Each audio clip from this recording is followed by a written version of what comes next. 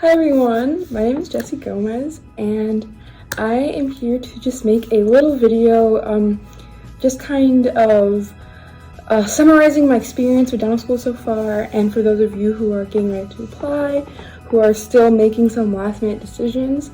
Sorry, I just had lunch. Just like some 3 tips that could help you in trying to discern what program and what school is for you. I was like so blessed and lucky enough to have 4 different dental schools offer me acceptances, and as awesome and exciting as that is, it's also super stressful because where the heck do I want to spend the next 4 years of my life learning how to be a dentist? And you have so many different angles coming at you online of people saying like, pick the cheapest school, pick the school that's closest to home, you know, things like that. But things like that around, you know, those lines of advice. And as much as I appreciate advice like that, I did not pick my cheapest school, and I did not pick the school that was closest to home for me. And it was a really tough process trying to decide where I wanted to go to receive my DDS. And so that is why I'm here today. So I am a few months in to my 2nd semester of D1 year, and it has been a trip. It has been a wild ride. I'm actually at school right now recording, and I will show you guys a super cool view. Here's the University of Iowa, and you can see the water tower, and you can see the water tower, and then there's a children's hospital. If you're a big football fan, then you know that from the wave. And then right there where all the construction is the football stadium, and here's like a nice little patio area. So I chose to go to the University of Iowa, as you can tell, and I am, every single day, I am so thankful and grateful that I know that I made the right choice. I have ADHD, so I'm a very indecisive person. So like I said, this was really, really hard decision to make. Not only did I get into my dental school where I went to undergrad, I also got into my state school, which is very cheap, and then I got into ASDO, which is across the country in Arizona, where it was like, that is somewhere I've always wanted to live. So it was a lot of hard decision making. But like I said, every single day, I think to myself that I know that I made the right choice.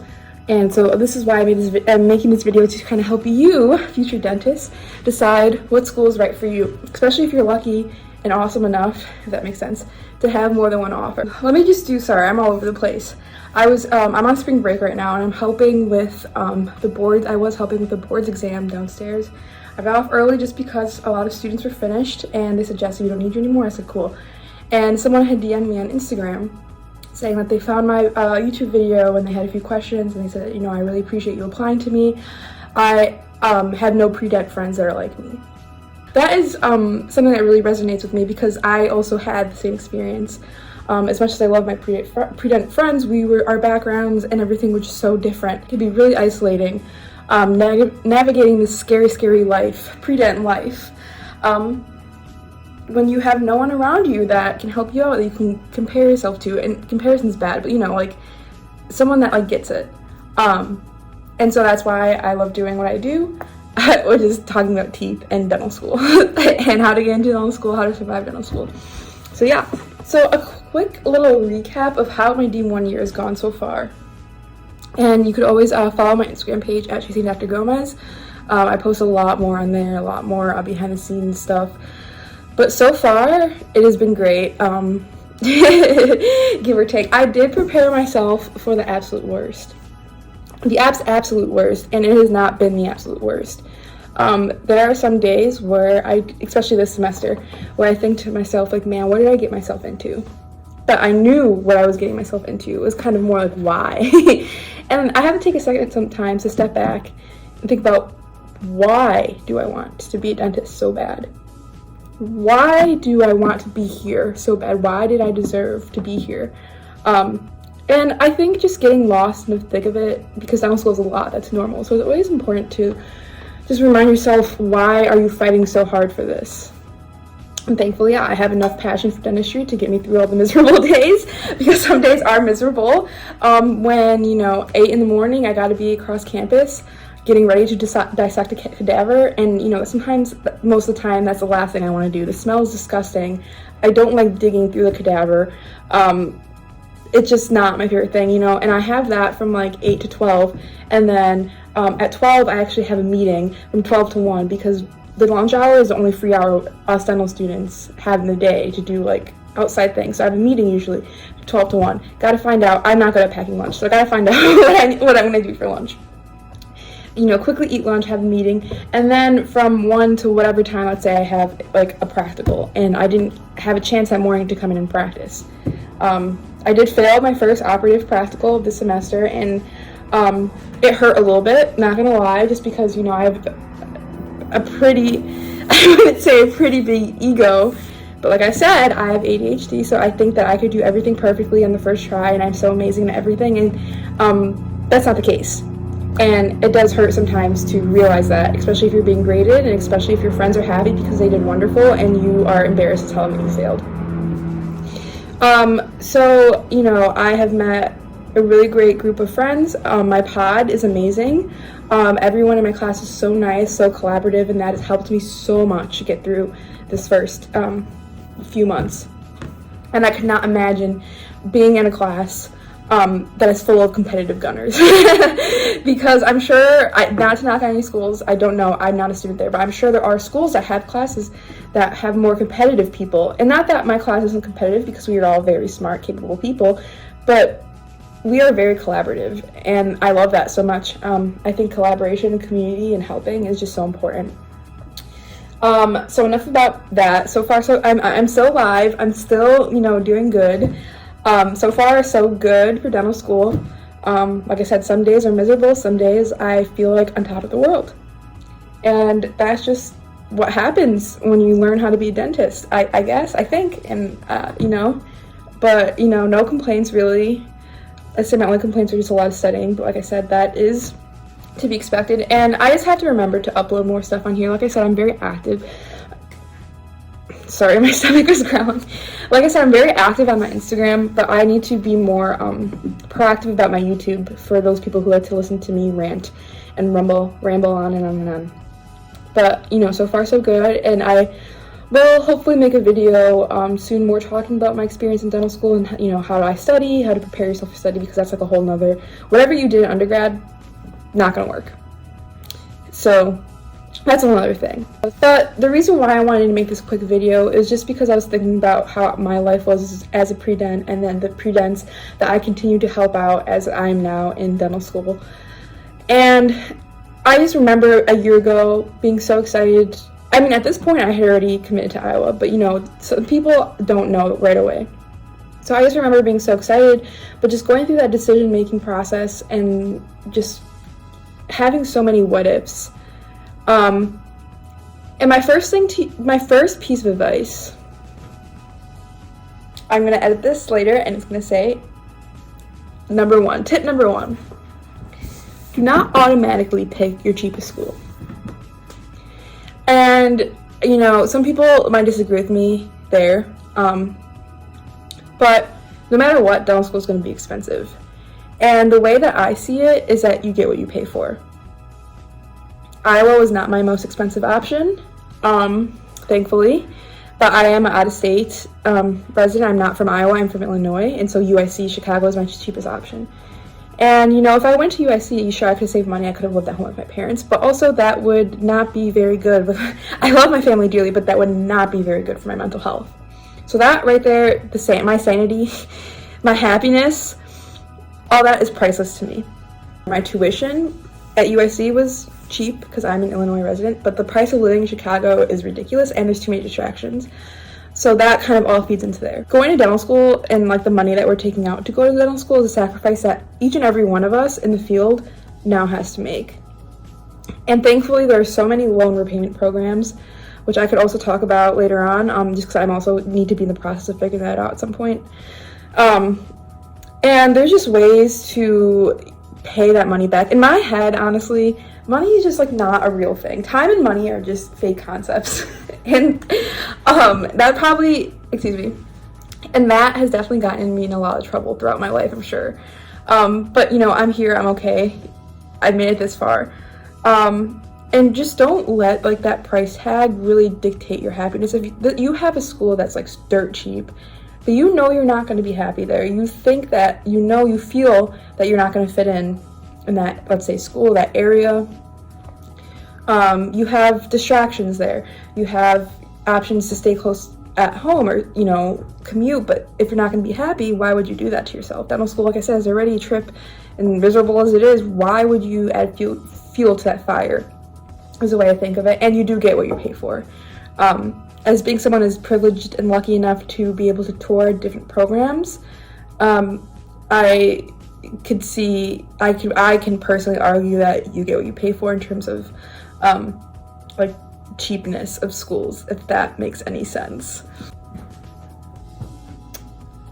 Tip number 2, and hopefully, everyone obviously is welcome to watch this, any pre-dent, but hopefully people that are watching this are, minority students, BIPOC students, LGBT students, people who, like I said, are in the minority or underrepresented.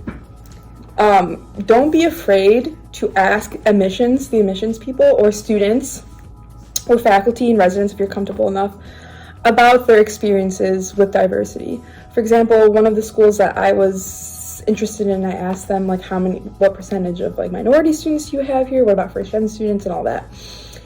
And they're going to spit out numbers and stats and all this to you, but it really is an important thing to see how they're going to answer that question, and it's just like an important conversation, I think. And there's nothing wrong with wanting to fit in, and it's just human condition.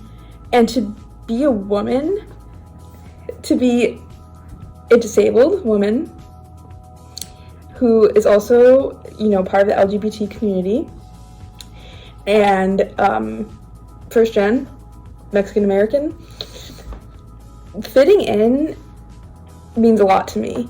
And not in the way that like I want to be like a people pleaser or pick me girl, but it's important to feel like you belong. Unfortunately, in this field, I'm going to run into a lot of colleagues that don't look like me, don't come from my same background, don't speak my same language, all that aren't as diverse as I am. And that's okay. That's just the reality of the field. Thankfully, things are changing, but that's because of people like you and I. And so that's why it's important to ask these questions and have these discussions with the important people, like the admissions people at your dental school that you're interested in. So do not be afraid. Don't think that you're being like politically correct or incorrect by asking, because these are things that are important to us, right? And these are things that one day that are going to be important to our patients that are coming to see providers that are like us, because they are like us. So don't think that there's anything wrong with that. Number 3, as cliche as it is, do not hesitate in sitting down and making a good old-fashioned pros and cons list. I think I talked about this previously in my other videos. I had a journal that I kind of kept all my interview stuff in, and once I received offers back, I had a page for every single school that I was accepted into, and pros on one side, cons on one side, and literally about everything. Like, for example, for Marquette, as much as I love my friends and my family that I made back at Marquette, I had pros, and I wrote for pro, all my friends go there. But then for cons, I also wrote that all my friends go there, because the same reason why I decided in undergrad to not go to my state school was because I love my friends dearly, but I know that I'm a type of person that I don't want to say bored easily, because I don't want to offend anybody who does not have ADHD, but I do get bored easily being in the same routine, not branching out, not meeting new faces, new people, And so I knew that I wanted to be someone who branched out, because if I stayed at a state school for undergrad, if I stayed at Marquette for dental school, I knew I wouldn't branch out. And that wouldn't make me the happiest version of the dental student that I wanted to be, right? And so literally and that's like such a nitpicky little like pro and con reason, but like that's what I had to do, and that's what I suggest doing. Like, get down to the nitty gritty and write all your pros for that school and that program, write all your cons, and it truly is astonishing once you're done. Like, for one school, I had so many cons and like not 4 or 5, but like not nearly as many pros. And then this other school, I had so many pros and like I couldn't think of really any cons. And on paper, that was just like so telling to me to see like how I felt about the schools and why, like nitty gritty, get down to why is it a good thing if I go here, why is it a bad thing that I go here, and just be honest with yourself. Like I said, who cares if there's stupid reasons, because at the end of the day, this is something that you're going to be investing your time for 4 years, and like you're going to be investing every single second of your time into this program that you're choosing, so you want to make sure you find the best fit for you and your money. Obviously, I don't even have to go on about that, but you're going to be investing a lot of money. So don't be afraid to admit small things to yourself when you're making these lists or just pondering over your decisions. And I think in this kind of situation, there is no such thing as like a stupid or dumb reason, because it's your life, it's your money, it's your time, it's your degree, it's your dream, right? So I don't think there should be like a stupid or dumb reason of why you really would want to go to this school versus why you would really not want to go to this school. And I'm sure, again, you know, we could really sit down and argue something, but like when it comes to kind of just like surface, when you're like picking out programs, I think everything really counts and matters. And thank you everyone for watching my video. That's really all I have for now. Like I said, this kind of just like spur of the moment popped in my head, and I thought like I should probably post something so people don't think that dental school killed me. You know, maybe mentally a little bit. I'm kidding. But yeah, and so like I said, you can follow my Instagram at Chasing Dr. Gomez. I am a lot more active on there. I've had so many people reach out to me, and I appreciate it and I encourage it. And what I was going to say is I think that I'm going to make an email as well, like a dental, just like only related email. And once I do, maybe I'll start tagging it in here. But like I said, I don't really know how many people like email to correspond, like reaching out. You could always DM me on my Instagram, comment on my videos and stuff, and I can reach out to you. But also I think an email would be nice to have on my end, just for I do read personal statements and edit personal statements and help with all that. So and I do use Google Docs for all that, so I just think it just would be nice to have everything consolidated in one place. But like I said, please comment or reach out to me on Instagram if you have any questions, comments, concerns. I appreciate all of you. Sometimes I'm like, man, I'm like really crazy, like all I care about is like teeth and dental school, but when you guys reach out to me and ask me questions, it reaffirms why I like talking about this kind of stuff, because if I don't, who will? And I don't want to get emotional, but I really would like to see more people like myself in the field, and it makes me really happy that there are students out there who are trying, and I'm here to root you guys on and see you succeed, and it makes me so happy, and I'm so proud of you, and I'm so proud of myself. And yeah, and I just want to let you guys know that I'm always here for you whenever you need any dental school or just life advice. And I hope if you guys are on spring break right now, you have a great rest of your spring break. I have 3 days left, and at 8 a.m. on Monday I will be in lab dissecting the orbit of the eye. So wish me luck. Thank you.